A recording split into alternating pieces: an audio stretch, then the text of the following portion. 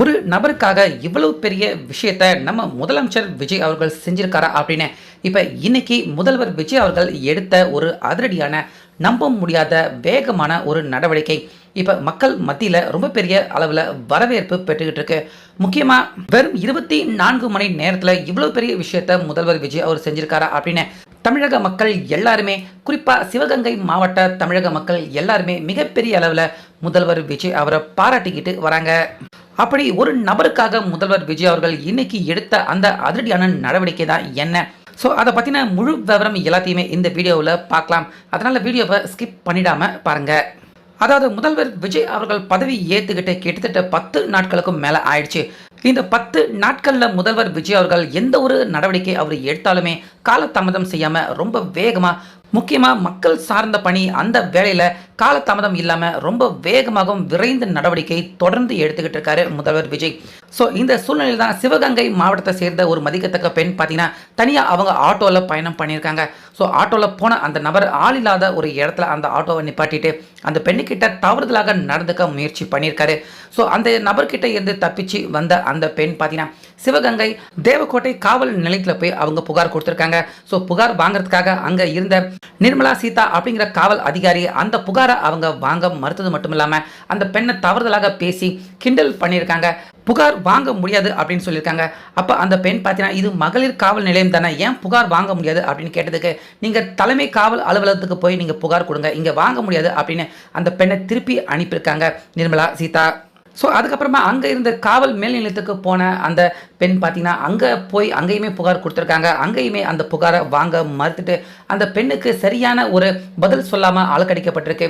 So இப்படி சுற்றி எங்கே புகார் கொடுக்கறது, யாருமே புகார் எடுத்துக்க மாட்டாங்களே அப்படின்னு கடைசியாக மனம் உளைச்சலுக்கு ஆளான அந்த பெண் ஆன்லைனில் ஒரு வெப்சைட் பார்த்து அந்த வெப்சைட் மூலமா ஆன்லைனில் எப்படியோ அந்த பெண் பார்த்தீங்கன்னா புகார் கொடுத்துருக்காங்க. ஸோ அந்த புகார் மதுரை காவல் மிகப்பெரிய அதிகாரி அவருடைய கட்டுப்பாட்டுக்கு கீழே அந்த புகார் வந்திருக்கு. ஸோ அவர் அந்த புகாரை விசாரித்து அதுக்கப்புறமா சம்மந்தப்பட்ட அந்த நிர்மலா சீதா இன்னும் அதுக்கு அடுத்தடுத்து அந்த பெண் எங்கெங்கெல்லாம் அவங்க புகார் கொடுக்க போனாங்களோ அந்த இடம் எல்லாத்துக்குமே விசாரித்து பார்த்துருக்காங்க. ஆமாம், இந்த மாதிரி ஒரு பெண் புகார் கொடுக்க வந்ததாகவும் அந்த பெண்ணிடம் இருந்து புகார் வாங்க மறுத்துட்டோம் அப்படிங்கிற மாதிரி தகவல் விசாரிச்சதுக்கு அப்புறமா அந்த மதுரை காவல் ஆய்வாளர் அவருக்கு தகவல் கிடைச்சிருக்கு.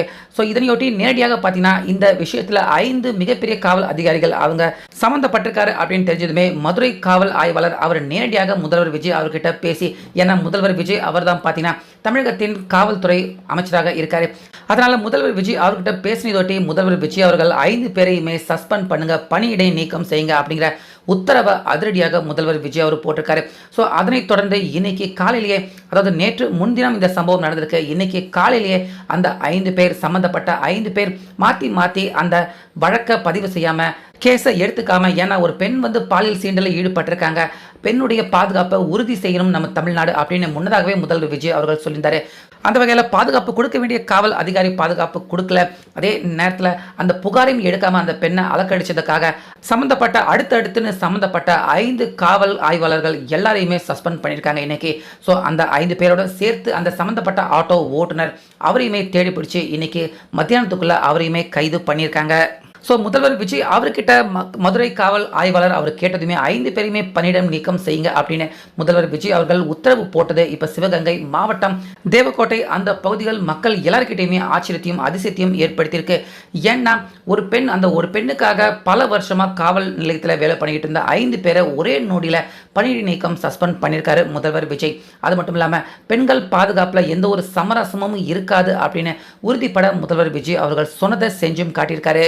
அது மட்டும் இல்லாமல் அந்த சம்மந்தப்பட்ட ஆட்டோ ஓட்டுநர் அதுக்கப்புறமா பணியிடை நீக்கம் செய்யப்பட்ட காவல் ஆய்வாளர்கள் எல்லாருக்குமே தண்டனை கிட்டத்தட்ட ஏறக்குறைய ஒரு நாள்லேயே எல்லாருக்கும் அவங்களுக்கான தண்டனை கிடைக்கப்பட்டிருக்கு. ஸோ இது எல்லாத்தையுமே அதிரடியாக ரொம்ப வேகமாக காலம் தாமதம் செய்யாமல் தப்பு செய்தால் உடனே தண்டனை கிடைக்கும் அப்படிங்கிற மாதிரி முதல்வர் விஜய் அவர்கள் ரொம்ப வேகமாக அவருடைய நடவடிக்கையை எப்பயுமே வேகமாக அவர் காலம் தாமதிக்காமல் எடுத்துக்கிட்டு இருக்காரு. ஸோ இதை பார்க்குற அதிகாரிகள் எல்லாருமே இனிமேல் யாராக இருந்தாலும் நிச்சயமாக மக்கள் சம்மந்தப்பட்ட குறை ஏதாவது கண்டிப்பாக காவல் நிலையத்துக்கு வந்தால் நிச்சயமாக அவங்களுக்கு சரியான மரியாதை கொடுக்கணும், சரியான பதில் கொடுக்கணும், வழக்குகளை பதிவு செஞ்சுக்கணும். யாராவது இந்த மாதிரி அவங்கள அலக்கடிச்சோ இல்லை சுத்த விட்டோ வழக்கு பதிவு செய்யாமல் அவங்கள அவமானப்படுத்தி அனுப்புனா நிச்சயமாக அவங்க எதிர்பார்க்காத தண்டனை கிடைக்கும் அப்படிங்கிறத முதல்வர் விஜய் அவர் இன்னைக்கு கொடுத்துருக்க இந்த சஸ்பென்ஷன் ஆர்டர் மூலமா நிரூபித்து காட்டியிருக்காரு. ஸோ இதனால் காவல்துறை அவங்களுக்குள்ளேயே ரொம்ப பெரிய ஒரு அச்சம் ஏற்பட ஆரம்பிச்சிருக்கு. வேலை போயிடுமோ அப்படிங்கிற பயத்தோட கண்டிப்பாக இனிமேல் எல்லாருமே மக்கள் பணியில் சிறப்பாக செயல்படுவாங்க காவல்துறை அப்படின்னு நிச்சயமாக நம்பலாம். ஸோ ஒரு பெண்ணுக்காக கிட்டத்தட்ட 5 பேர் அவனுடைய வேலையை அதிரடியாக நீக்கியிருக்காரு முதல்வர் விஜய். ஸோ இந்த சம்பவத்தை பற்றி உங்கள் கருத்தை சொல்லுங்கள்.